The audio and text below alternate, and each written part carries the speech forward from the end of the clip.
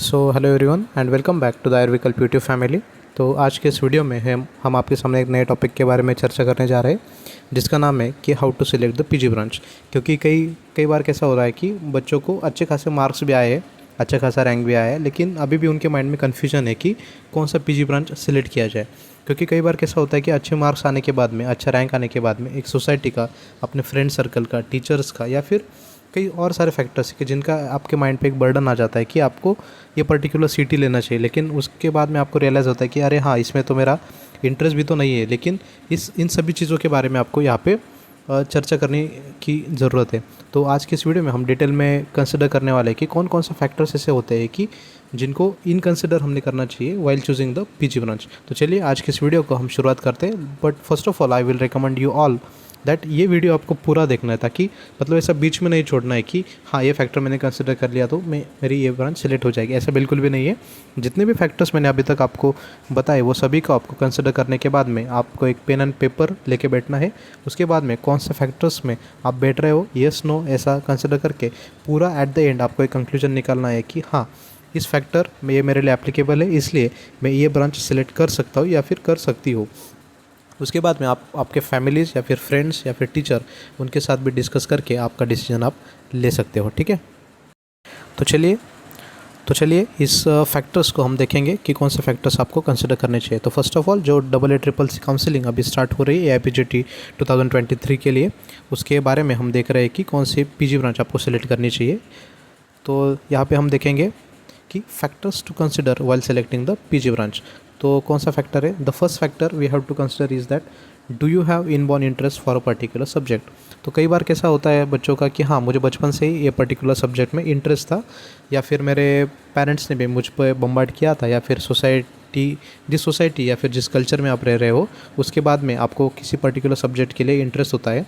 सो इस प्रकार से आपको देखना है कि do you have inborn interest for a particular subject.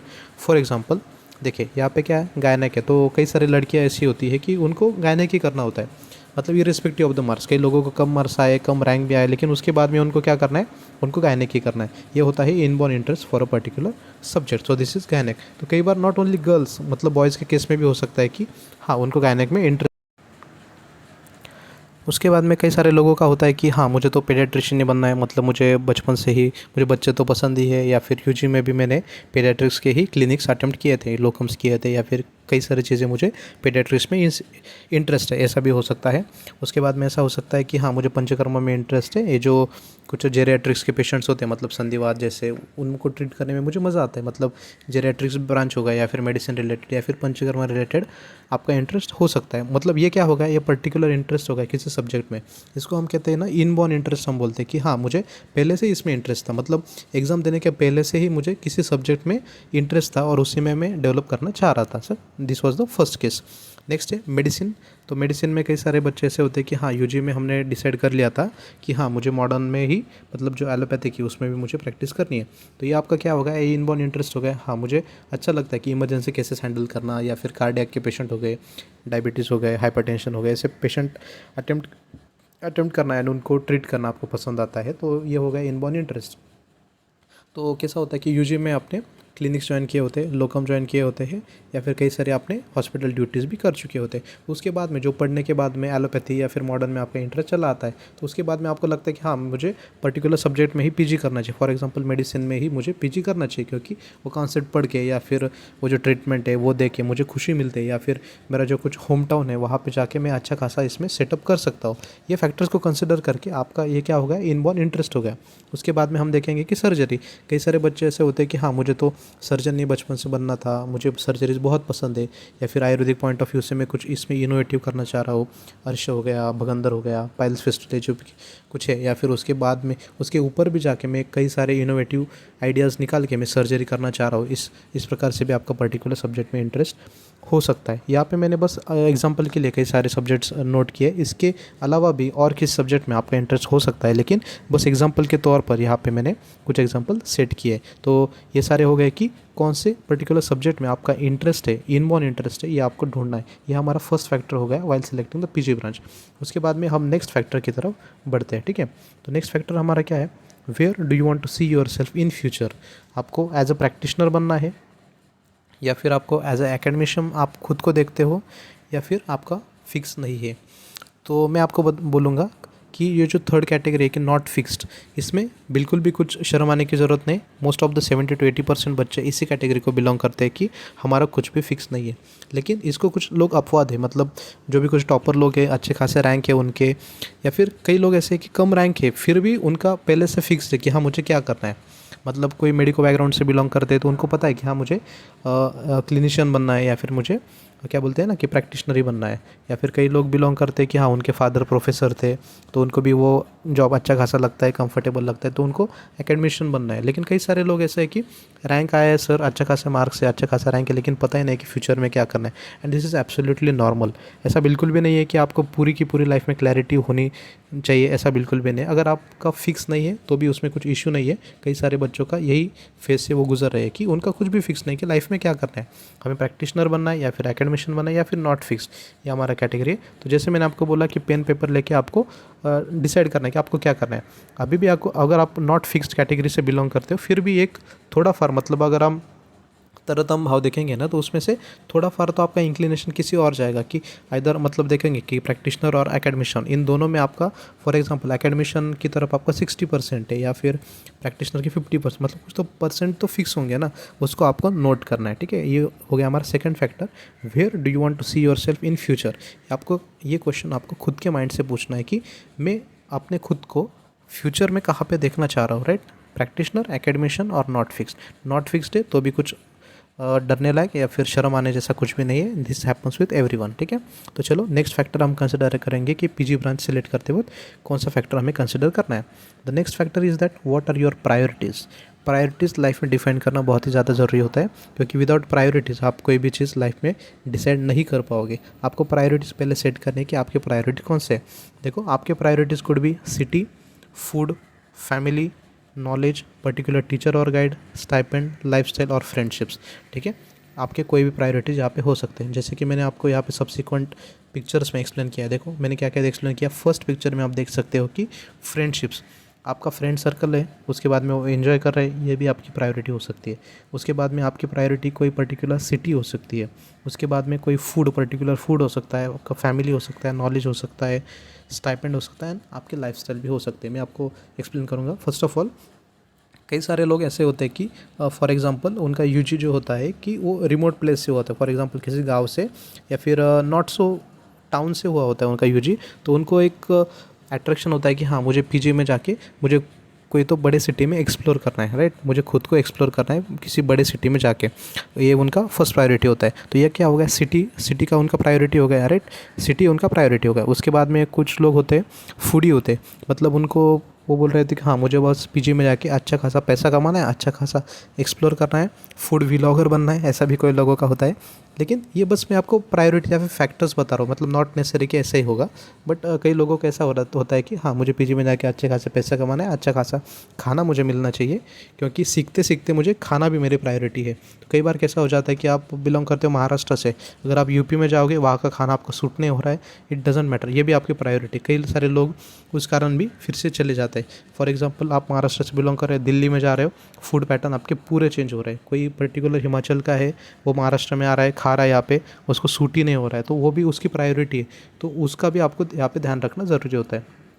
कुछ लोगों के लिए फैमिलीज प्रायोरिटी होती है, मतलब most of not only girls but boys के लिए भी कई कई बार आपकी फैमिली आपकी प्रायोरिटी बन जाती है। तो फैमिली को कई बार कैसा लगता है कि हाँ मेरा बच्चा मेरे नज़दीक रहेगा तो अच्छा रहेगा, नॉट मतलब उनको बच्चे को बहुत दूर भी भेजना उनके लिए कंफर्टेबल नहीं होता है। और आपके लिए भी अगर कंफर्टेबल नहीं है, वो भी फैक्टर आपको यहाँ पे कंसिडर करना ज़रूरी है कि हाँ फैमिली भी आपकी प्रायोरिटी है कि नहीं, वो भी आपको देखना होता है। ठीक है, उसके बाद में कई सारे लोगों का नॉलेज भी प्रायोरिटी होता है, मतलब फॉर एग्जांपल वो रेडी है कि हाँ पर्टिकुलर अगर कॉलेज में जाके मुझे सीखने के लिए मिल रहा है ना, तो बाकी सभी चीज़ें कॉम्प्रोमाइज़ करने के लिए वो रेडी है। फॉर एग्जांपल, कोई तो पर्टिकुलर स्टूडेंट है, उसको केरला में जाके अगर सीखना है तो बाकी सभी चीज़ें वो कॉम्प्रोमाइज़ करने के लिए तैयार। जैसे कि केरला का फूड पैटर्न अलग है टोटली, उनका लैंग्वेज बैरियर है या फिर सभी चीज़ें, लेकिन उसको वो डिटरमाइंड है कि हाँ मुझे वहाँ पे जाके सीखना है, तो ये चीज़ें बाकी की चीज़ें मेरे लिए मैटर नहीं करती। ऐसा अगर आपका प्रायोरिटी है then you can go for that seat. तो अभी तक हमने सिटी देखा, फूड देखा, फैमिली एंड नॉलेज देखा। उसके बाद में पर्टिकुलर टीचर और गाइड। कई सारे बच्चे क्या होते हैं ना कि किसी पर्टिकुलर टीचर के बारे में वो कई सारे बच्चे पर्टिकुलर टीचर के बारे में मतलब उनका इंसिस्ट होता है कि हाँ मुझे ये पर्टिकुलर टीचर ही चाहिए, या फिर ये सर है वो काफ़ी अच्छा खासा पढ़ाते हैं तो उन्हें मुझे उनके अंडर ही प्रैक्टिस करनी है, ऐसा होता है। फॉर एग्जांपल कोई तो इंस्टीट्यूट कंसिडर कर लो, फॉर एग्जांपल कोई BHU है, तो वहाँ पे अगर कोई सर्जन या फिर कोई अच्छे खासे गायनेकोलॉजिस्ट होंगे तो आपको लगता है कि हाँ मुझे अगर ये गाइड मिल जाए ना तो मेरी लाइफ बदल सकती है। इस प्रकार से अगर आपकी प्रायोरिटी होगी तो वो भी आप ध्यान में रख के चल सकते हो। उसके बाद में है स्टाइपेंड। ऑब्वियसली स्टाइपेंड तो मैटर करता ही है, तो कई सारे बच्चों को लगता है कि हाँ मुझे एक बार नॉलेज कम मिले कोई बात नहीं, लेकिन मुझे पैसा जो है वो कम नहीं मिलना चाहिए। तो कई सारे स्टेट्स में स्टाइपेंड अच्छा खासा होता है, लेकिन कई सारे स्टेट में स्टाइपेंड कम होता है। जैसे कि आप देखोगे अगर केरला में किसी लड़के को सीखने जाना है लेकिन वहाँ पे अगर स्टाइपेंड कम है तो वो आपको डिसाइडिंग फैक्टर, आपकी प्रायोरिटीज़ क्या है, आपको नॉलेज चाहिए या फिर पैसा चाहिए। अगर आपको पैसा चाहिए go for any other state या फिर कोई और सब्जेक्ट या फिर कोई कॉलेज। अगर आपको नॉलेज चाहिए तो वो बंदा केरला में भी चला जा सकता है। So this are your priorities. उसके बाद में होता है लाइफस्टाइल। कई सारे लोग होते हैं कि यार मुझे तो वो रिमोट एरिया में जाके नहीं रहना है। फॉर एग्जांपल कोई हिमाचल या फिर कोई एकदम दूर ऐसा गांव में कोई कॉलेज है वहाँ पे जाके नहीं पढ़ना चाह रहा है, क्योंकि उसको लग रहा है कि हाँ मैं अगर अच्छा खासा कमा रहा हूँ ना तो मुझे वो लाइफस्टाइल भी मुझे जीनी है। This is also one of the factor जो कि आपको कंसिडर करना चाहिए। बराबर है कि कई सारे लोग क्या बोलते हैं कि हाँ मैंने यूजी में अच्छे खासे कॉम्प्रोमाइज़ किए तो अभी मुझे पीजी में कॉम्प्रोमाइज़ नहीं करना है, तो मुझे अच्छी खासी लाइफस्टाइल भी जीनी है। अगर ये आपकी प्रायोरिटी है देन गो फॉर दैट, ठीक है। उसके बाद में फ्रेंडशिप्स। कई सारे लोग होते हैं कि उनको उनके माइंड में एक पॉलीक्लिनिक का कॉन्सेप्ट होता है। वो बोल रहे हैं कि हाँ हम यूजी के जो फ्रेंड्स थे पहले से हम साथ में रहते थे, तो अभी भी हमारा प्लान है कि आगे फ्यूचर में जाके हम साथ में ही प्रैक्टिस करना चाह रहे हैं। ये क्या होगा, ये होगा फ्रेंडशिप गोल। उसके बाद में कई सारे लोग रिलेशंस में भी रह सकते हैं कि हाँ कोई गर्लफ्रेंड बॉयफ्रेंड है, इसका नंबर यहाँ पे लगा, उसका नंबर कोई और स्टेट में लगा, तो उनको लग रहा है कि शायद अगर हम नज़दीक रहेंगे तो आगे की फ्यूचर प्लानिंग हम कर सकेंगे। वो भी फैक्टर आपके लिए आपको कंसिडर करना है यहाँ पे, ठीक है। तो ये कई सारी प्रायोरिटीज़ है, उनको आपके माइंड में इनको आपको कंसिडर करना है। जैसे सिटी हो गया, फूड हो गया, फैमिलीज़ हो गया, knowledge, particular teacher guide, stipend, lifestyle and friendship. ये काफ़ी इंपॉर्टेंट पॉइंट है और मोस्ट ऑफ द टाइम आप इनको निगलेक्ट कर जाते हो, लेकिन बाद में जब आप पर्टिकुलर सब्जेक्ट में एडमिशन लेते हो उसके बाद में आप रिग्रेट ही करते हो। तो इसके लिए इन फैक्टर्स को आपको कंसिडर करके नेक्स्ट फैक्टर की तरफ आपको बढ़ना है। तो चलिए नेक्स्ट फैक्टर कौन सा है कंसिडर करने के लिए वो हम देखेंगे। तो next factor is that are you capable of doing maximum work और face the peer pressure and the politics of seniors और डिपार्टमेंट। ये भी आपको कंसिडर करने की ज़रूरत है, क्योंकि कई बार आपकी उतनी क्षमता नहीं होती है। मतलब बस आप सोसाइटी के लिए या फिर आपके जो फ्रेंड सर्कल है उनके दबाव में आप कोई पर्टिकुलर सीट ले जाते हो, ठीक है। तो कई बार कैसा होता है कि मैक्सिमम वर्क करने की आपकी क्षमता ही नहीं होती। जैसे कि इमरजेंसी ड्यूटीज़ हो गई, अगर आपने क्लिनिकल सब्जेक्ट जैसे कि मेडिसिन, सर्जरी, गायनेकोलॉजी ऐसा सब्जेक्ट ले लिया, लेकिन अगर आप वो मैक्सिमम वर्क नहीं कर पा रहे हो तो बाद में जाके आपको डिप्रेशन जैसी सिचुएशन आपके सामने आ जाती है, ठीक है। इसलिए आपको पहले से ये डिसाइड करना है कि क्या मैं am I capable of doing maximum work. आपको खुद को एक पता होता है, मतलब लोग कितना भी कुछ बोले लेकिन आपको अंदर से एक आवाज़ आती है कि हाँ आप किस टाइप के पर्सन हो, क्या आप मैक्सिमम वर्क कर सकोगे या फिर आप वो पीयर प्रेशर फेस कर सकोगे या फिर politics of the seniors and department क्या वो आप झेल सकोगे। क्योंकि कई बार कैसा होता है ना कि कई सारे लोग ऐसे होते हैं कि बचपन से घर पे रहे, उन्होंने बाहर ज़्यादा कुछ देखा नहीं है, या फिर लड़कियाँ होती है, कुछ ऐसे लड़के भी होते हैं कि कई बार घर से बाहर नहीं निकले होते। अचानक से अगर कोई और स्टेट में जाए या फिर अदर कॉलेज में जाए और अगर वहाँ पे उनको जाके ऐसा रियलाइज़ हो गया कि अरे हाँ मुझसे तो अभी ये नहीं हो रहा है, तो वहाँ पे क्विट करने का आपके पास ऑप्शन नहीं है, आपका वो पूरा सीट वेस्ट जाएगा। समझ रहे हो। मेरे पास कई सारे ऐसे एग्जाम्पल है कि फॉर एग्जाम्पल एक लड़की थी कि उसका अच्छा खासा रैंक था, उसको एक सर्जरी का सीट भी मिला, लेकिन बाद में उसको ये रियलाइज़ हो गया कि I am not meant for that seat, मतलब मैं उस सीट के लिए बनी ही नहीं हूँ। उसने उस कॉलेज में एडमिशन ले भी लिया था, लेकिन बाद में उसको रियलाइज़ होने चालू हो गया कि अरे यार इतना पीयर प्रेशर मुझसे सहन नहीं हो रहा है, इतना जो सीनियर्स का या फिर डिपार्टमेंट का पॉलिटिकल प्रेशर था या फिर उतने ज़्यादा काम थे, हेक्टिक लोड था, उसको बिल्कुल भी सहन नहीं हो रहा था। लेकिन उसके बाद में उसने क्या किया, लिटरली वो पीजी का सीट उसने क्विट कर दिया। इतना सारा एफर्ट्स उसने लिया था प्रिपरेशन में, लेकिन बाद में अगर उसको सहन नहीं हो रहा है, उसके मेंटल स्टेट पूरा का पूरा बिगड़ गया और बाद में उसने वो सीट क्विट कर दी। तो ऐसा अगर आपके पास ये नौबत नहीं आना चाह रहे हो तो पहले से आप इन फैक्टर्स को कंसिडर कर लीजिएगा, ठीक है। ये क्वेश्चंस आपको खुद से पूछने हैं। ये क्वेश्चंस खुद को पूछने के बाद में अगर आपका आंसर है कि हाँ मैं ये प्रेशर सहन कर सकता हूँ, अगर मैं मैक्सिमम वर्क कर सकता हूँ, ये प्रेशर सहन कर सकता हूँ, या फिर पॉलिटिक्स भी सहन करने की मुझ में ताकत है, then you can go for that particular seat. ठीक है, मैं आपको डरा नहीं रहा हूँ, but this is the reality. कई बार कैसा हो जाता है कि आपकी स्टेट कुछ अलग हो जाती है, लेकिन बस लोगों के प्रेशर में आके आप कोई पर्टिकुलर सीट सिलेक्ट कर जाते हो और बाद में आप रिग्रेट करते हो। रिग्रेट करने से बेहतर है कि आप इन फैक्टर्स को पहले कंसिडर कर सकते हो। ठीक है, तो नेक्स्ट फैक्टर यहाँ पे हम देखेंगे, that is do you find your self comfortable with the hectic and late night duties of the clinical subject. ये तो हमने प्रीवियस स्लाइड में ऑब्वियसली एक्सप्लेन कर लिया।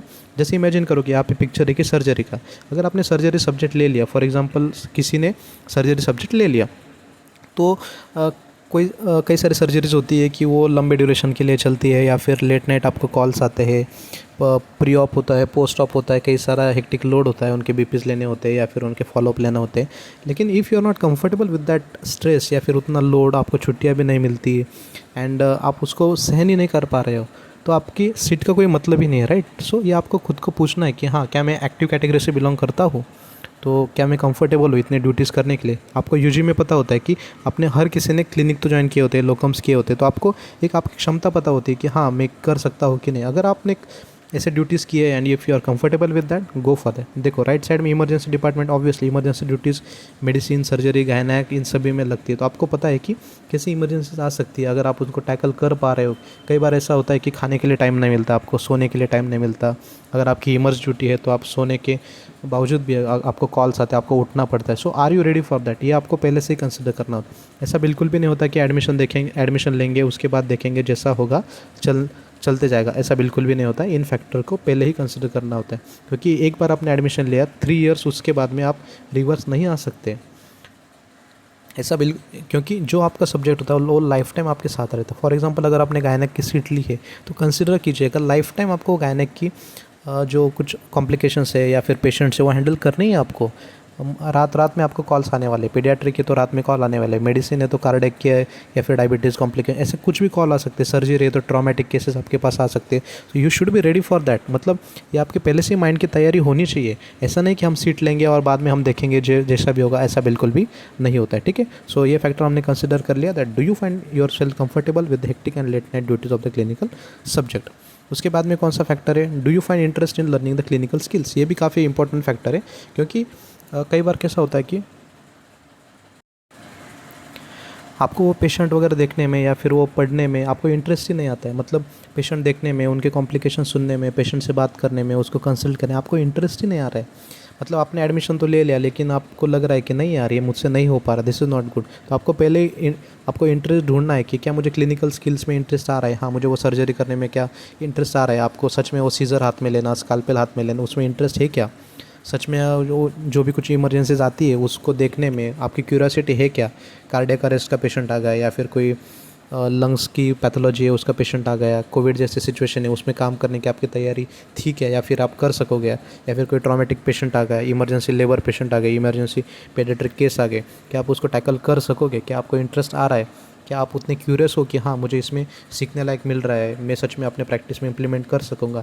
ये सवाल आपको खुद को पूछने हैं, उसके बाद में आपको डिसीजन ले रहा है। So do you find interest in learning the clinical skills, ये आपको खुद के माइंड को क्वेश्चन पूछना है। If yes then go for that subject. ठीक है, तो अभी तक हमने जितने भी फैक्टर्स मैंने आपको बोले, एक पेन एंड पेपर पे आपको वो नोट डाउन करते चले जाना है और आपका आंसर क्या है वो आपका यस नो में लिखते जाना है। ठीक है, तो उसके बाद में हम नेक्स्ट फैक्टर देखेंगे, do you find interest in teaching work और रिसर्च एक्टिविटीज़। क्योंकि कई बार लोगों का क्या होता है कि अच्छे खासे मार्क्स है, रैंक है, इट डजेंट मैटर, लेकिन आपका इंटरेस्ट क्लिनिकल स्किल्स में है ही नहीं, क्योंकि आप उस बैकग्राउंड से बिलोंग नहीं करते या फिर आप वो आपका कंफर्ट जोन नहीं है।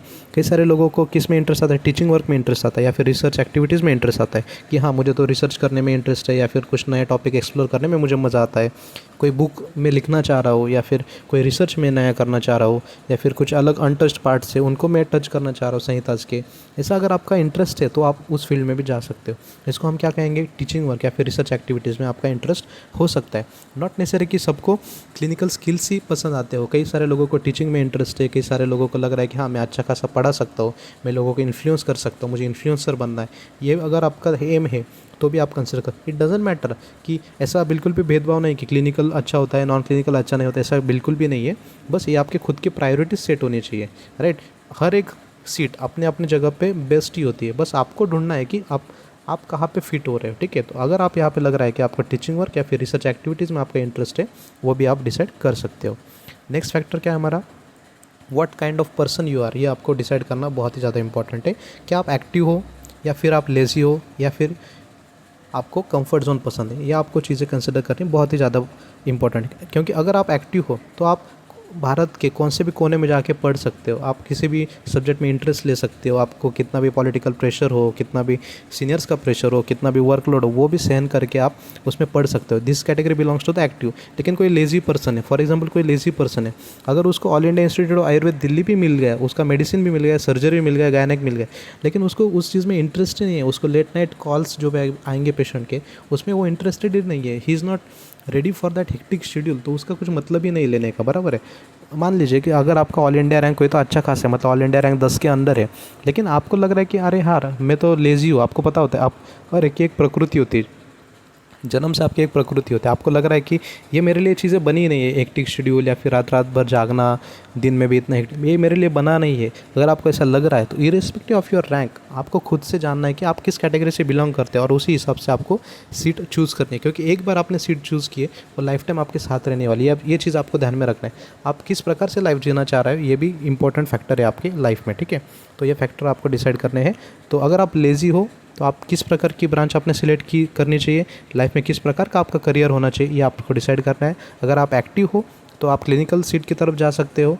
अगर क्लिनिकल में भी किस प्रकार से आपका इंटरेस्ट है, कौन सी ब्रांच में आपको इंटरेस्ट आ रहा है, वो भी आपको देखने की ज़रूरत है।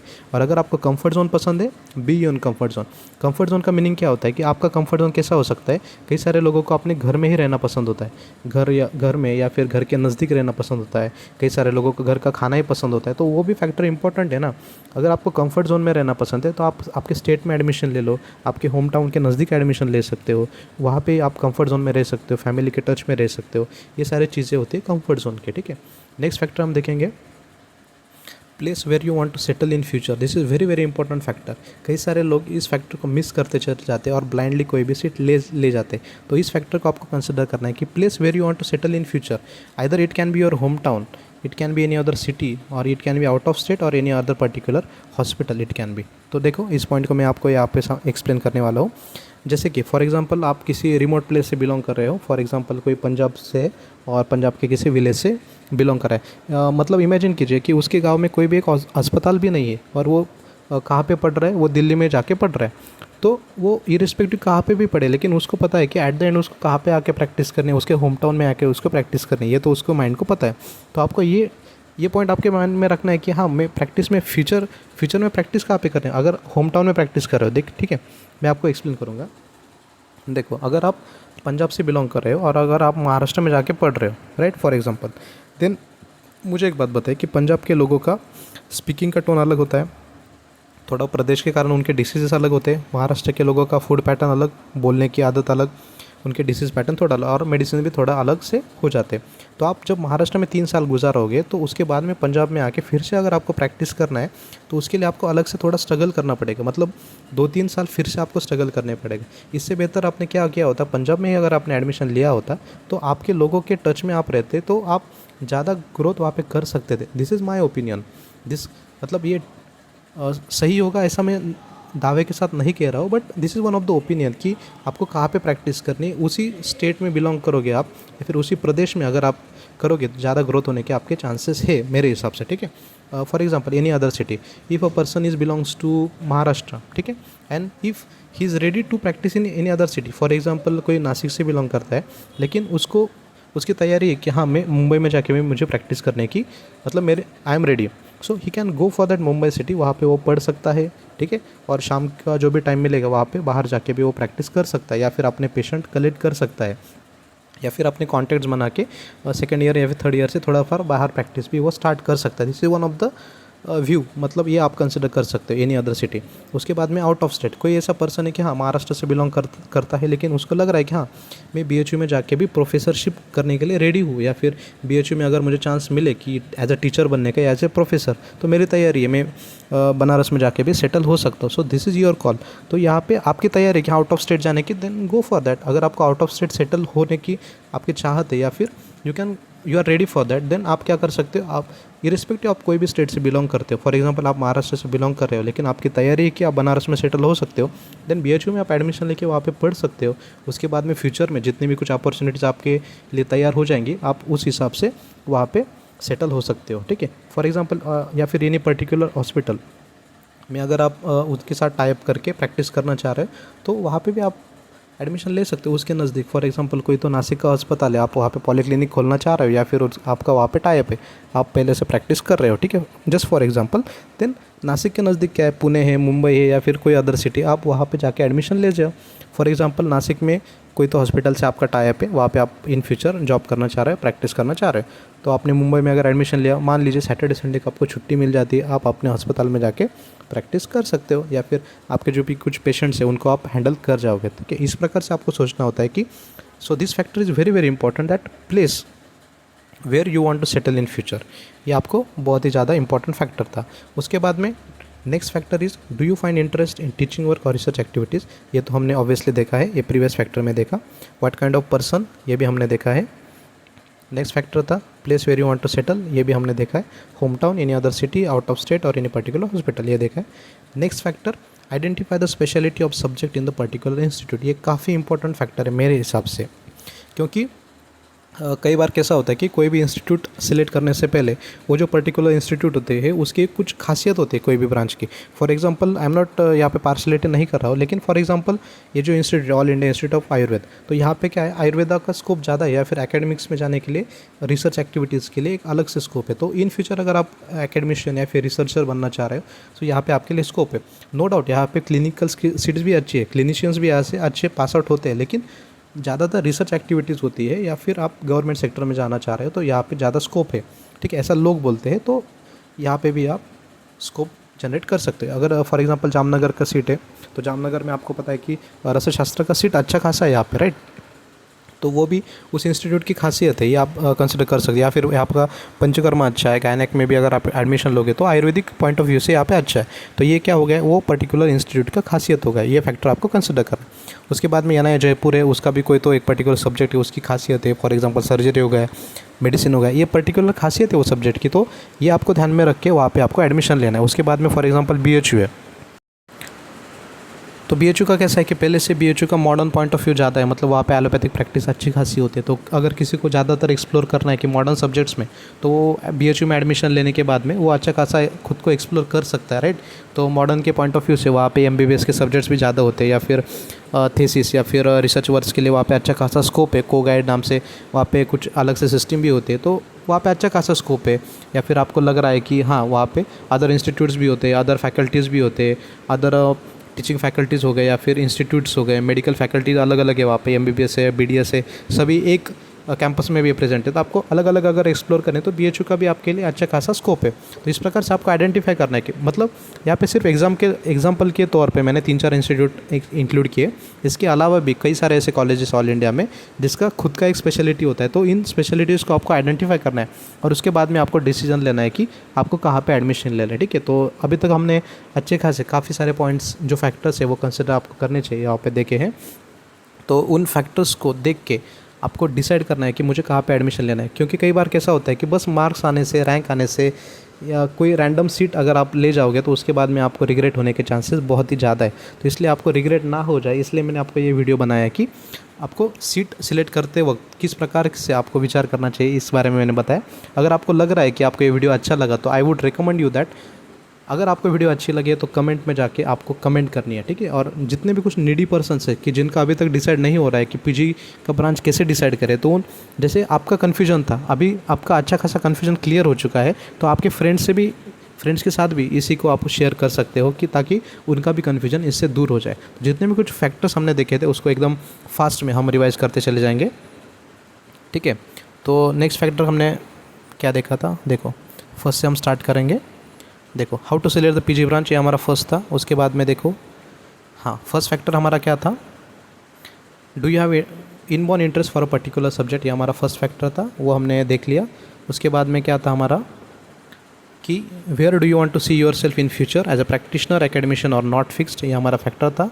Next was what are your priorities, तो आपकी city, food, family, knowledge, particular teacher और गाइड, आपका स्टाइपेंड या फिर लाइफस्टाइल और फ्रेंडशिप, ये हमने प्रायोरिटी देखे थे। उसके बाद में हमने देखा are you capable of doing the maximum work और face the peer pressure and politics of the seniors और डिपार्टमेंट, ये भी हमने देखा। उसके बाद में हमने देखा that do you find your self comfortable with hectic and late night duties of the clinical subjects, if yes then go for that, if no then choose other subject. Do you find interest in the learning clinical skills, ये भी हमने देखा था। उसके बाद में हमने देखा do you find interest in teaching work और रिसर्च एक्टिविटीज़। उसके बाद में हमने देखा what kind of person you are, ये आपको डिसाइड करना है, आप एक्टिव हो, लेजी हो या फिर आप कंफर्ट जोन लवर हो, तो उस प्रकार से आप सीट को डिसाइड कर सकते हो। उसके बाद में हमने देखा place where you want to settle, ये मेरे हिसाब से मोस्ट इंपॉर्टेंट फैक्टर था।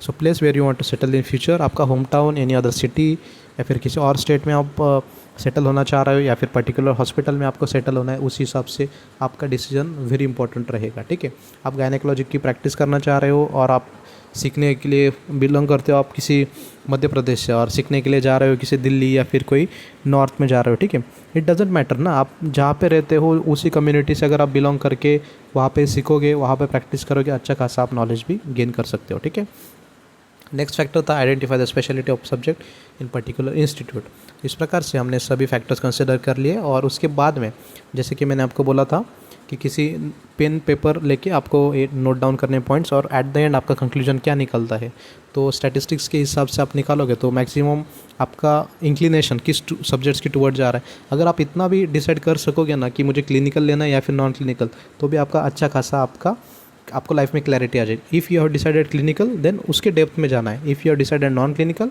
देन उसके डेप्थ में जाना है। ठीक है, इस प्रकार से हमने देखा था। उसके बाद में भी एडमिशन के रिलेटेड जितने भी कुछ इंपॉर्टेंट वीडियोज़ होंगे वो हम आप तक लेके आएंगे। बस आपको ये वीडियो लाइक करना है, शेयर करना है और अगर अब तक अगर आपने हमारे चैनल को सब्सक्राइब नहीं किया है तो चैनल को सब्सक्राइब भी ज़रूर करना है। तो चलिए नेक्स्ट वीडियो में फिर से मिलते हैं, तब तक के लिए चलो गुड।